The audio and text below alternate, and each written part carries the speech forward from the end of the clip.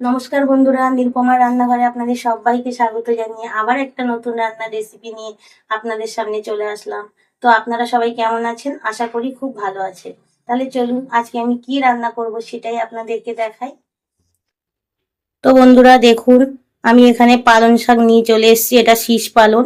আমি আজকে এই পালং শাক দিয়ে একটা নিরামিষ রান্না দেখাবো। তো এই পালং শাকটা রান্না করার জন্য আমি এখানে আলু, বেগুন আর আমার ঘরে যা যা ছিল তাই দিয়েছি। একটু আলু, বেগুন আর মিষ্টি আলু ছিল, এই দিয়েই রান্নাটা করছি। আপনারা চাইলে এর মধ্যে সিম, ওলকপি অনেক কিছুই দিতে পারেন, কিন্তু আমার কাছে আর কোনো সবজি ছিল না, তো আমি এই আলু বেগুন দিয়ে রান্নাটা করব। বন্ধুরা দেখুন, আমি কড়াইটা বসিয়ে দিয়েছি, গ্যাসটাও ধরিয়ে দিয়েছি। তো নিরামিষ যখন রান্নাটা হবে, তো ভাবছি ঘরে বড়ি আছে, তো আমি একটু পালং শাক বড়ি দিয়েই রান্না করব। তো সবার প্রথমে কি করব, কড়াইতে একটু তেল দিয়ে দেবো।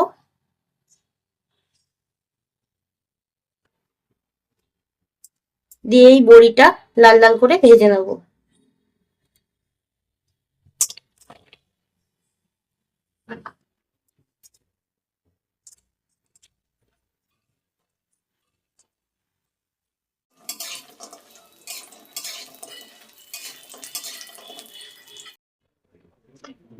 দেখুন বড়িটা আমার লাল লাল করে ভাজা হয়ে গেছে। এবার আমি বড়িটা তুলে নিচ্ছি।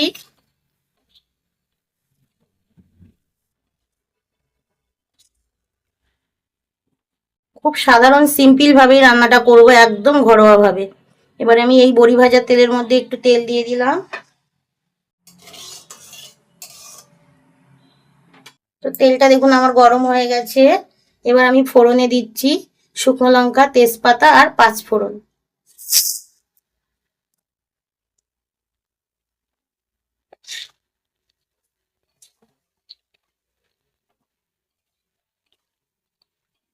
আর এখানে অল্প পরিমাণে একটু জিরেও দিয়ে দিলাম, খুব সামান্য অল্প একটু দিয়েছি।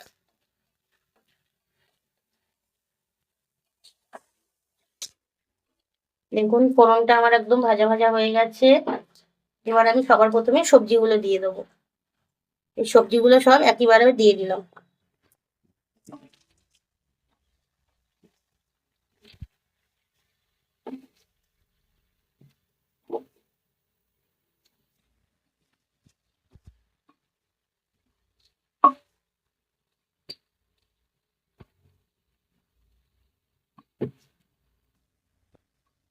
এই নিরামিষ পালং শাকের চচ্চড়ির মধ্যে অনেক রকম সবজি দেওয়া যায় বন্ধুরা।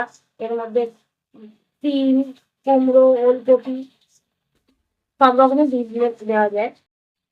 দেখুন সবজিটা আমি ভালো করে নাড়িয়ে চাড়িয়ে নিয়েছি। এবার এর মধ্যে কটা কাঁচা লঙ্কা চেরা দিয়ে দিচ্ছি।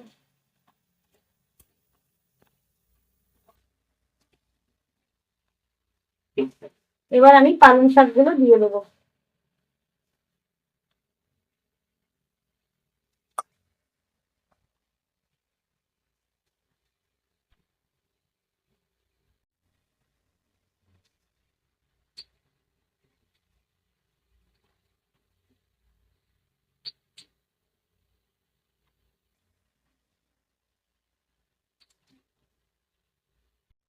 এবার আমি পরিমাণ মতো লবণ দিয়ে দেবো।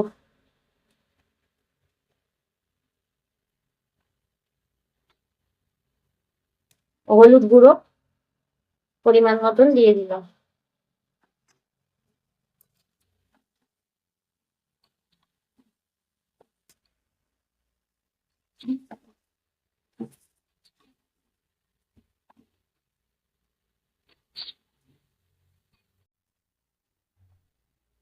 এবার আমি সেদ্ধ হওয়ার জন্য ঢাকনা দিয়ে চাপা দিয়ে দেবো। আমি কিন্তু এর মধ্যে কোনো জল ব্যবহার করব না, একদম গ্যাসের আগুন আগুন একদম কমিয়ে দিলাম, দিয়ে ঢাকনা দিয়ে ঢেকে দিলাম ভালো মতো সিদ্ধ হওয়ার জন্য। ঢাকনাটা খুলে দেখি যে আমার তরকারিটা কতটা সেদ্ধ হয়েছে। এই দেখুন আমি কিন্তু কোনো জল দেইনি, তাও দেখুন কতটা জল বেরিয়েছে। পালং শাকে কোনো জল দেওয়ার প্রয়োজনই পড়ে না, এমনিতেই পালং শাকের ভেতর থেকে অনেকটা জল বের হয়।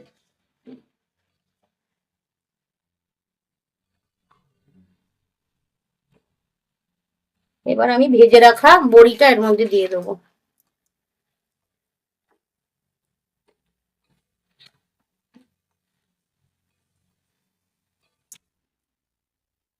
দেখুন আমার আলুগুলো সেদ্ধ হয়ে গেছে, ডাটাও সেদ্ধ হয়ে এসেছে।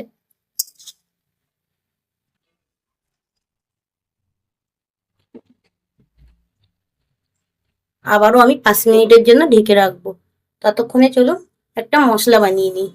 দেখুন বন্ধুরা, আমি পালং শাকের জন্য একটু কাঁচা জিরে, গোলমরিচ ও 4টে কাঁচা লঙ্কা নিয়েছি। এটাই একটা মশলা করে নিচ্ছি।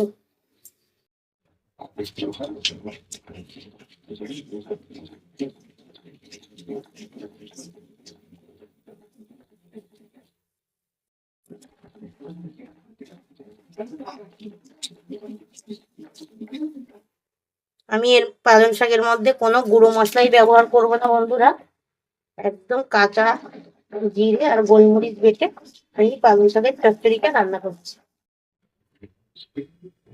তো মশলাটা আমার পুরোপুরি বাটা হয়ে গেছে, আমি এবার তুলে নিচ্ছি। আর শিলটা ধুয়েও একটু জলটা নিয়ে নেব। শুনেছি শিল ধোয়া জল নাকি তরকারির টেস্ট বাড়িয়ে দেয়। এটা আর ফেলবো না, এটাও নিয়ে নিলাম। তাহলে আসুন বন্ধুরা, আমার ঢাকনাটা খুলে দেখা যাক তরকারিটা আমার কত দূর হয়েছে।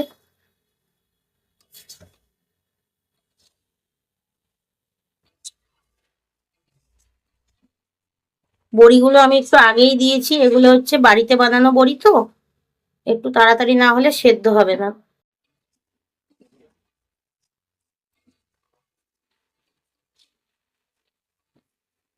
এবার আমি জিরে বাটাটা দিয়ে দেবো।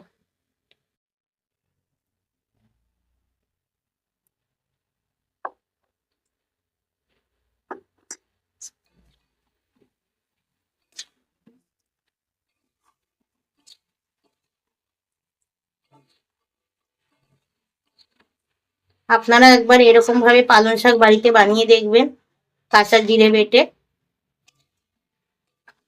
খেতে খুবই ভালো হয়।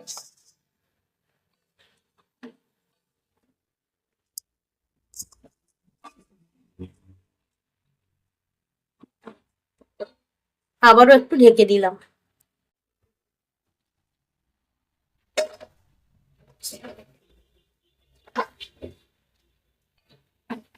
তো দেখুন চচ্চড়িটা আমার কত সুন্দর হয়েছে, একদম মাখো মাখো হয়ে গেছে। এই দেখুন বড়িও সিদ্ধ হয়ে গেছে, সবকিছুই সেদ্ধ হয়ে গেছে। তো আমি এর মধ্যে একটু অল্প পরিমাণে চিনি দিয়ে দেবো। আপনারা কিন্তু চিনিটা দিতে ভুলবেন না, যে কোনো নিরামিষ রান্নায় একটু চিনি দিলে খুব ভালো হয় টেস্টটা।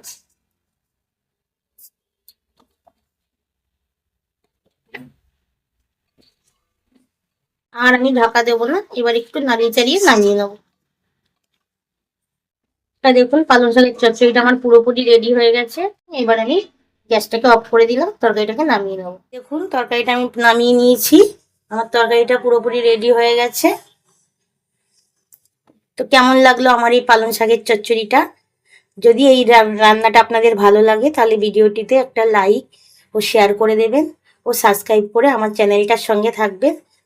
দেখা হচ্ছে পরবর্তী কোনো একটা নতুন রান্নার রেসিপি নিয়ে। ততক্ষণের জন্য আপনারা সবাই ভালো থাকবেন, সুস্থ থাকবেন। ধন্যবাদ।